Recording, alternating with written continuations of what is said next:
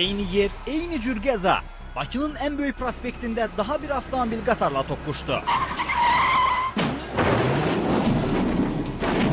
Hadisə ötən gecə Heydər Əliyev prospektində baş verib. 1986-cı il təvəllüdlü Şiriyev Elvin Elmanoğlu'nun idarə etdiyi mini avtomobili qorunmayan keçiddə qatarla toqquşub. Nəticədə qatarın lokomotivi avtomobili əzib və xeyli məsafədə sürüyüb. Sürücü hadisə yerində ölüb. Görüntülərdən aydın olur ki, qatarın yola daxil olması avtomobillərin hərəkətinə təsir etmir. Maşınlar şütüyərək yola davam edirlər. Elvinin avtomobili isə sürətlə hərəkət edir. Amma digər maşınlardan fərqli olaraq yolu keçməyə nail olmur.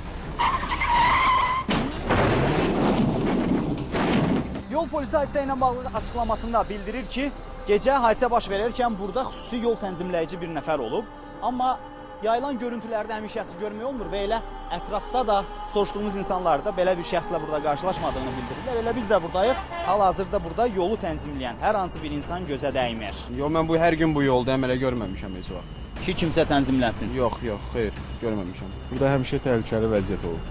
Yəni heç kimi görməmişsiniz burada yol tənzimləsin? Yox, görməmişəm. Qəza zamanı qatar o qədər də sürətli hərəkət etmirmiş. Elvin Şiriyevin avtomobili isə sürətlə gəldiyindən toqquşma güclü olub. Hadisə zamanı tamamilə əzilmiş avtomobildən sürücünün meyitini çıxarmaq üçün əraziyə Fövqəladə Hallar Nazirliyinin xilas ediciləri gəlib. Qəza ilə bağlı ən diqqət çəkən məqam ondan ibarətdir ki, qatar avtomobillə toqquşandan və onu sürüyəndən sonra yolun bitəcəyinə tərəf cəmi 1-2 metr qalıb və qatar hərəkətdədir. Buna baxmayaraq, şəhər istiqamətinə gələn maşınlar yenə də qəza baş verən yerdə dayanmırlar. Hərəkətdə olan qatarın qarşısından keçərək hərəkət edirlər və bu da bir daha sürücü məsuliyyətsizliyi məsələsini gündəmə gətirir. Həyətlərin dəyərini bilməməkdən irəli gəlir.